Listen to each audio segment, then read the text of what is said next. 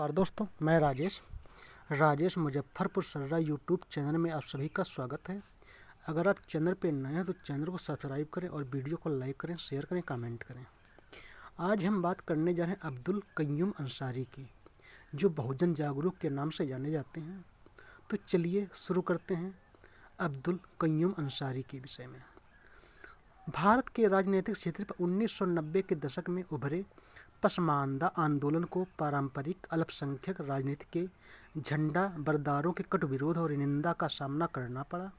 मंडल समिति 1990 से प्रेरित पसमानदा आंदोलन ने न केवल अशरफ उच्च जाति मुसलमानों के वर्चस्व को चुनौती दी, बल्कि उन्होंने सफलतापूर्वक इतिहास का पुनर्लेखन भी किया और कुलीन अल्पसंख्यक राजनीति के प्रतीकों और भाषा को खारिज किया। पसमानदा एक फारसी शब्द है। पसमानदा नेता और जदयू सांसद अनवर की एक पुस्तक मसावत की जंग, समानता की लड़ाई के अनुसार पसमानदा शब्द का अर्थ है पीछे छूटे हुए। कुछ प्रमुख पसमानदा जातियां हैं: लालबेगी, हलालखोर, मोची, पासी, भंत, भटियारा, पमरिया, नट, भक्खो, ढफाली, नलबंद, धोबी, साईं, रंगरेज, चिक, मिसीरिकार व दर्जी। अगर हम साधारण भाषा में कहें तो पसमानदा वे पिछड़े शूद्र व दलित अतिशूद्र हैं जिनके पूर्वजों ने सदियों पहले जातिगत अत्याचारों से मुक्ति के लिए इस्लाम अपना लिया था, परंतु धर्म बदलने से उनके साथ हो रहा जातिगत भेदभाव समाप्त नहीं हुआ और न ही उनकी भौतिक वंचना में कोई कमी आई। निसंदेह इस्लाम समानता और भाईचारे का हामी है, परंतु मीडिया में अक्सर इस आशय की चपटें छपती रहती है कि अशरफ मुसलमान मस्जिदों और कब्रिस्तानों में दलित मुसलमानों को प्रवेश नहीं करने देते। मुसलमानों में अंतरजातीय विवाह भी कम ही होते हैं। पसमानदा नेता अपनी मुस्लिम पहचान की बजाय अपनी दलित और पिछड़ी पहचान पर अधिक जोर देते हैं। मुसलमानों के एकसार समुदाय होने की मान्यता पर प्रश्न लगाते हैं। मुसलमानों में जातिगत भेदभाव के मद्देनजर पसमानदा राजनीति का लक्ष्य सभी धर्मों के दलितों और पिछड़ों की व्यापक बहुजन एकता की स्थापना। पसमानदा बुद्धिजीवी खालिद अनीस अंसारी पसमानदा आंदोलन के इतिहास को दो कालखंडों में विभाजित करते हैं।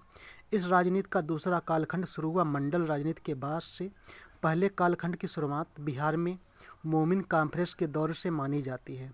मोमिन कॉन्फ्रेंस 1930 व 1940 का दशक राष्ट्रवादी आंदोलन और कांग्रेस की राजनीति से प्रेरित था। कोलकाता के बिहारी मुसलमानों द्वारा स्थापित मोमिन कॉन्फ्रेंस हिंदू और मुस्लिम दोनों राष्ट्रवादों को खारिज करती थी, परंतु यह संस्था स्वतंत्रता के बाद सक्रिय नहीं रह सकी। यद्यपि इसके शीर्ष नेता कय्यूम अंसारी 1905 से 1974 तक बिहार की कांग्रेस नेतृत्व वाली सरकार में मंत्री थे। कय्यूम अंसारी पसमानदा आंदोलन के सबसे लोकप्रिय नेता में से एक माने जाते हैं। भारत सरकार ने उनके सम्मान में एक डाक टिकट भी जारी किया है। अपनी पुस्तक मुस्लिम पॉलिटिक्स इन बिहार 2014 में इतिहासकार मोहम्मद सज्जाद लिखते हैं कि अंसारी 1940 के दशक की शुरुआत में बिहार की राजनीति में तेजी से उभरे। कय्यूम अंसारी बिहार राज्य जमात उल मोमिनीन के अध्यक्ष थे। बिहार के सासाराम में अली बंधुओं के संपर्क में आने के बाद उन्होंने खिलाफत आंदोलन के जरिए स्वाधीनता संग्राम में भाग लिया। सन 1930 और 1940 के दशक में उन्होंने मुस्लिम लीग और द्विराष्ट्र राष्ट्र सिद्धांत का जबरदस्त विरोध किया। स्वतंत्रता के बाद वे बिहार की कांग्रेस सरकारों में 1946 से 1952 तक, 1955 से 57 व 1962 से 67 में मंत्री रहे।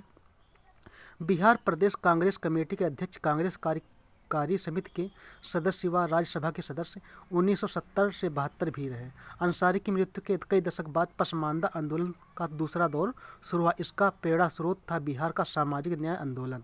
सन 1994 में डॉक्टर एजाज अली द्वारा गठित ऑल इंडिया बैकवर्ड मुस्लिम मोर्चा और सन 1998 में अली अनवर द्वारा स्थापित पसमानदा मुस्लिम महाज पसमानदाओं के प्रमुख राजनीतिक संगठन है। अपने पहले दौर में जहां पसमानदा आंदोलन का झुकाव कांग्रेस की ओर था, वहीं दूसरे दौर में जनता दल, समाजवादी पार्टी, बहुजन समाज पार्टी, राष्ट्रीय जनता दल व जनता दल यूनाइटेड जैसी सामाजिक न्याय की पार्टियों से उसका गठबंधन होना स्वाभाविक था।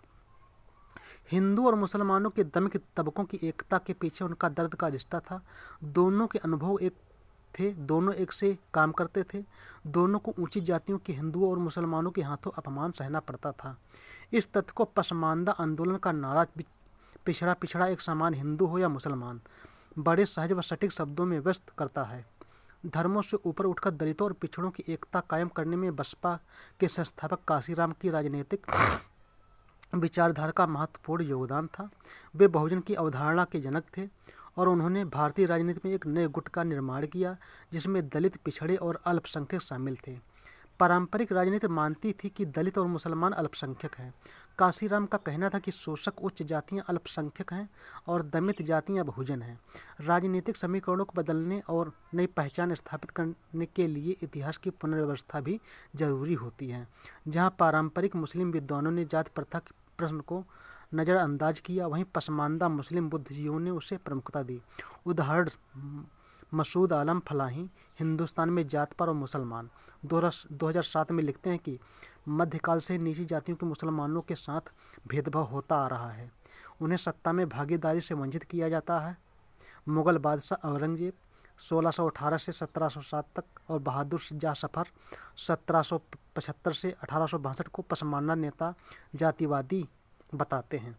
वे यह कहते हैं कि आधुनिक भारत के प्रतिष्ठित मुस्लिम नेता जैसे अलीगढ़ मुस्लिम विश्वविद्यालय के संस्थापक सर सैयद अहमद खान 1817 से 1898 तक भी नीची जातियों के मुसलमानों के बारे में अपमानजनक शब्दों बदजात, जोला का इस्तेमाल करते थे और उच्च जातियों के हितों के संरक्षक थे। अशरफ नायकों को दरकिनार कर पसमानदा मुसलमानों ने अपने नए नायकों का निर्माण किया जो कबीर, फूले अम्बेडकर परंपरा के थे। अम्बेडकर के जाति व्यवस्था के खिलाफ संघर्ष के कारण उन्होंने पसमानदाओं ने अपना नायक बनाया।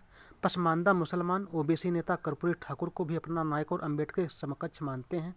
जब वे बिहार के मुख्यमंत्री थे तब कर्पूरी ठाकुर ने पिछड़ी जातियों को 26% आरक्षण प्रदान किया था। इनमें कई दलित मुस्लिम जातियां भी शामिल थे। इसके अलावा पसमानदा मुसलमानों ने नीची जातियों के कई मुसलमानों को अपने नायक का दर्जा दिया। इनमें शामिल है वीर अब्दुल हमीद 1933 से 1965, जिन्होंने 1965 में पाकिस्तान के साथ हुए युद्ध में अदम्य साहस दिखाने के लिए परमवीर चक्र मृत्युप्रांत से सम्मानित किया।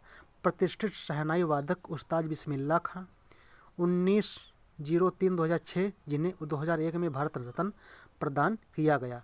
कय्यूम अंसारी व मौलाना अतीक उर रहमान आरवी, जो दारुल उलूम के देवबंद के छात्र और राष्ट्रवादी स्वतंत्रता संग्राम सेनानी थे, इन नायकों को अपनाकर पसमानदा मुसलमानों ने सामाजिक व सांस्कृतिक क्षेत्र में ऊंची जातियों के वर्चस्व को चुनौती दी है। सार्वजनिक संस्कृति के दलितीकरण के इस दौर में इन नए सांस्कृतिक बिंबों का उभार स्वागत योग्य है। भारत में आज के सामाजिक व राजनीतिक परिप्रेक्ष्य में पसमानदा मुस्लिम समाज, पसमानदा पिछड़ा वर्ग, अनुसूचित जाति, अनुसूचित जनजाति से मिलकर बना समाज ही भारतीय राजनीतिक का विकल्प हो सकता है। आज के साथ इतना ही। हम फिर मिलेंगे अगले वीडियो में। तब तक के लिए नमस्कार।